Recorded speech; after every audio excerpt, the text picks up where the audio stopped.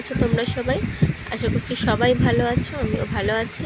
শ্বেতার সাথে সারাদিনের নতুন একটি ব্লগে তোমাদের সবাইকে স্বাগত জানাই। ভিডিওটা যেদিন করেছিলাম সেদিন ছিল বিশ্বকর্মা পুজোর আগের দিন। সেই দিনকে সকাল থেকে অত্যধিক বৃষ্টি হচ্ছিল, অত্যধিক মানে সেই যেন বৃষ্টি বন্ধই হচ্ছিল। ঠিক আছে, যাই হোক, সেই বৃষ্টি মাথায় করেই অফিস যাওয়া আর কি। সকালে এত বৃষ্টি দেখে আমি ভাবলাম হলো আজকে অফিস যাওয়া।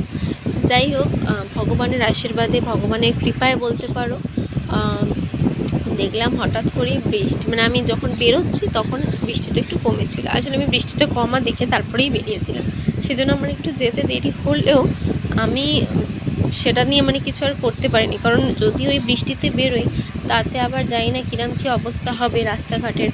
প্রচণ্ড, একেই তো গাড়ি কম, বিশ্বকর্মা পুজোর আগের দিন, তার মধ্যে যদি আবার বৃষ্টির জন্য ভিজে টিজে যায় সে মহা সমস্যা। সেই জন্য আর কি। আর এই কয়েকদিন তো সবাই জানো ভালো মতোই গাড়ি টাড়ির সমস্যা হচ্ছে, গাড়ি কম পাওয়া যাচ্ছে, গাড়ি সেরকমভাবে ঠিকঠাক করে পাওয়াও যাচ্ছে না। কিন্তু ঠিক আছে, সেটাকে আমি এতটা ভাবছি না, খারাপ ভাবছি না, বা সেটাকে নিয়ে দুঃখ করছি না, বা সেটা সমস্ত কিছু নিয়ে কিছু বলছি না। কিন্তু কারণ হচ্ছে যে যেটা হচ্ছে, এই গাড়ি বন্ধ হওয়ার কারণটা, যেটা মেন কারণ, তার সুরাহা হওয়া দরকার। তো সেটার বিচার পাওয়া দরকার। সেই জন্য সেটার জন্য যদি গাড়ি বন্ধ থাকে, একটু দেরি করে আসতে হয় বাড়িতে, সেটা নিয়ে কোনো অসুবিধা নেই। যাই হোক, বিশ্বকর্মা পুজোর আগের দিনই মানে রান্না পুজোর জোগাড় যন্ত্র, বিশ্বকর্মা পুজোর দিন রান্না পুজো হয় অ্যাকচুয়ালি, এবং তার আগের দিন রান্না টান্না করে রাখতে হয়। তোমরা জানো আমাদের বাড়িতে রান্না পুজো হয় না, আমার মামার বাড়িতে রান্না পুজো আছে। তো প্রতি বছরের মতো এই বছরেও সেই পুজো হয়েছে, মানে দিদা করেছে। দিদার করতেই হয়, দিদার এটা নিয়ম। তো হঠাৎই না এবছর আমার একদম ছোটোবেলার কথা মনে পড়ে গেল। আমি যখন ছোটো ছিলাম, যেহেতু আমাদের বাড়িতে হতো না, তো আমরা প্রত্যেক বছরই এই বাড়িতে চলে আসতাম যখন আমরা ভাড়া থাকতাম। আর জেঠিমাদের বাড়িতেও আমাদের নিমন্ত্রণ থাকতো। তো আমার এখনও মনে আছে যে তখন রান্না পুজো, আমিও ছোটো, বনুমাসিরাও ছোটো, এবং রান্না পুজোর সময় না রান্নাঘর রং করা হতো।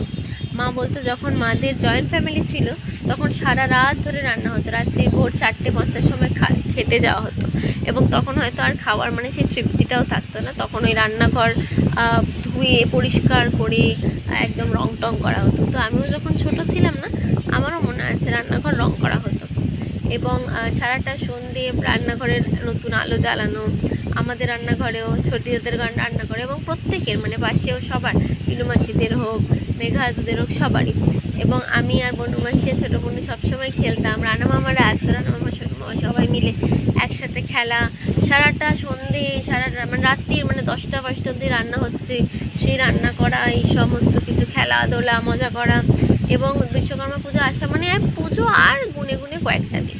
তো এখন না সেগুলো ভীষণ মিস করি। এখন ভাবি কেন বড় হয়ে গেলাম, বড় না হলেই মনে হয় ভালো হতো।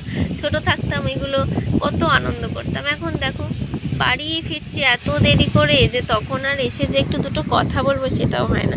আমি এই বছরের বলে বলছি না, প্রত্যেক বছরই, তাই না? তো তার মধ্যেও একটু আনন্দ খুঁজতে হয়। আমার খুব ভালো লাগে এটা, এই জিনিসগুলো, খাওয়া দাওয়া, এবং আমাদের নিমন্ত্রণও থাকে। কিন্তু কথা হচ্ছে যে যেহেতু বাড়িতেই হয়, তো সেই জন্য আর কোথাও যাওয়া হয় না। আর সবচেয়ে বড় কথা, এবছর বিশ্বকর্মা পুজো পড়েছিল মঙ্গলবার।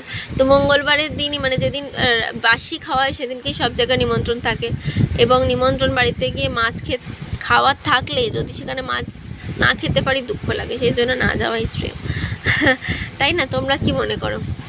আমার মামার বাড়িতে মাছের রান্না নেই, আমাদের বাবার বাড়িতে নিরামিষ রান্না, কিন্তু অনেক আমার বন্ধুদের বাড়িতে আছে, গুবলুদের বাড়িতেও মাছের রান্না।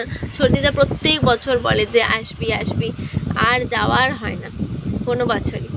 যাই হোক, দেখো আমি এখন বাড়ি এসেছি প্রায় 10টা। তো তখন এসে আর আমি নিজের কায়দা মারছি, কী করবো, মানে ভালো লাগছিল না, তখন পুরো এক্সস্টেড।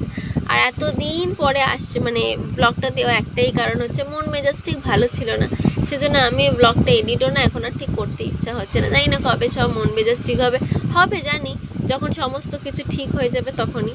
আর রান্না পুজোয় কী কী খাওয়া ছিল সেগুলো বলে দিই। ভাজা ছিল, উচ্ছে ভাজা, কাঁকরোল ভাজা, আলু ভাজা, পটল ভাজা, বেগুন ভাজা, সমস্ত ভাজা, নারকোল ভাজা, সব ভাজা, কচু শাক, আর ডাল সেদ্ধ, চাটনি, সমস্ত কিছু ছিল। তো চলো আমি আর বকবক করবো না, আমার বকবকটাকে এখানেই শেষ করি। আর কেমন লাগলো জানিও, ভালো লাগলে প্লিজ লাইক শেয়ার কমেন্ট আর সাবস্ক্রাইব করো, পাশে থেকো, দেখতে থেকো শ্বেতার সাথে সারাদিন। আর এত কথার মধ্যে যেটা আসল বলার সেটা বলি, সেটা হচ্ছে যে আমরা কিন্তু হয়তো কোথাও একটু লক্ষ্যভেদ হয়ে অন্যদিকে চলে যাচ্ছি, সেটা প্লিজ করো না। সবাই একই হয়ে থেকো এবং আমরা জাস্টিস চাই, we want justice, we demand justice, সমস্ত কিছু। এবং মা আসছেন, অসুর বেনাস সবই। তো আজকের মতো